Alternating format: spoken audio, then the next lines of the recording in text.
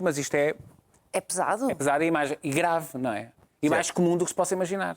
Sim, muito obrigado pelo convite, antes de mais nada. E é muito comum. Aliás, até se estima que em Portugal seja mais comum do que noutras zonas do mundo. A prevalência da perturbação obsessiva-compulsiva, vou chamá-la de POC a partir de agora, estima-se entre 1, 2 a 3% em vários países do mundo, e em Portugal as estimativas vão até 4%.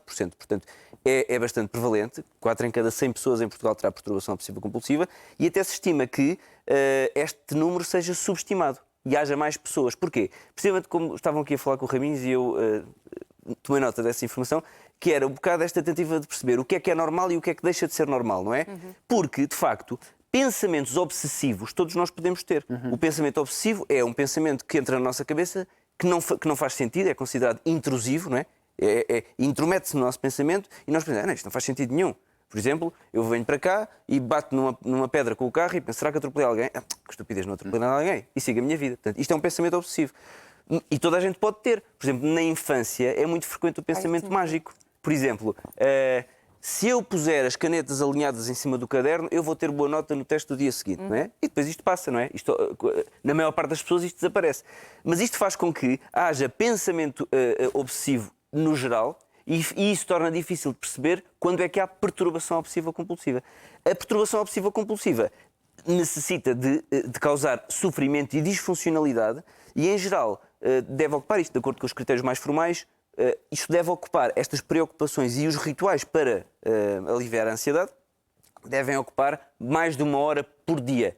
Agora, claro que muitas vezes, como as pessoas sabem, porque o pensamento obsessivo, eu não disse isto, mas a perturbação obsessiva-compulsiva inclui obsessões, portanto pensamentos intrusivos que nós sabemos não faz sentido, isto não faz sentido, mas eu não consigo deixar de pensar nisto, obsessões, e compulsões. Compulsões são os comportamentos, podem ser comportamentos físicos ou mentais, podem ser, por exemplo, vou contar de 10 para 0 decrescentemente e isso vai fazer com que a minha mãe não morra, por exemplo. Portanto, pensamentos ou rituais comportamentais que tendem a eliminar aquele pensamento obsessivo e a aliviar a ansiedade causada pelo pensamento obsessivo. Agora, como isto, muitas vezes, como a maior parte das pessoas com perturbação obsessiva-compulsiva não acha que os seus pensamentos façam sentido e às vezes até, muitas vezes, sentem vergonha daquilo que pensam, não vão procurar ajuda. Então, mas daí essa vergonha, muitas vezes, essa vergonha, o estigma, as pessoas...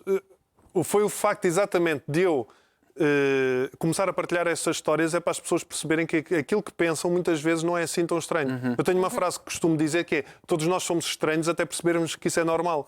Porque a partir do momento, se tu guardares os teus pensamentos só para ti, tu vais ser a pessoa mais estranha do mundo. Porque vais achar que ninguém se relaciona com isso. Sim. Mas a partir do momento em que eu comecei a perceber que eu tinha histórias tão específicas e que eu pensei que eram tão minhas, e depois ia a fóruns e via que nos Estados Unidos, no outro lado do mundo, era exatamente igual. Ao mesmo tempo, é incrível como é que o teu cérebro é capaz de produzir mecanismos desta maneira. Mas, por exemplo, sei que há comportamentos que são mais comuns do que outros. O meu pai era obcecado por simetrias. Certo. Qualquer quadro tinha que estar direito, os talheres tinham que estar direitos.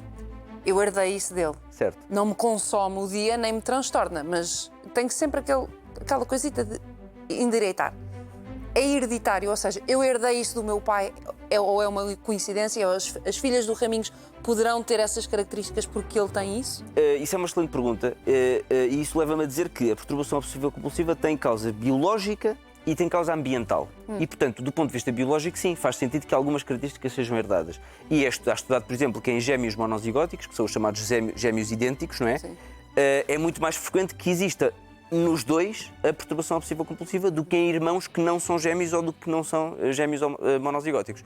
Agora, também é verdade que normalmente quem passa aos genes é quem está a conviver consigo durante a infância. Portanto, se eu o vejo fazer isso... Ou seja, pode ser muito social. Portanto, por um lado, a pessoa herda os genes e herda algumas características, nomeadamente do funcionamento dos circuitos do cérebro, mas também viveu num ambiente e sabe-se que o fator ambiental é importante. Portanto, famílias que tenham uma rigidez muito grande, uma rigidez moral, uma rigidez religiosa, uma preocupação com este tipo de coisas, pode, de facto, aumentar a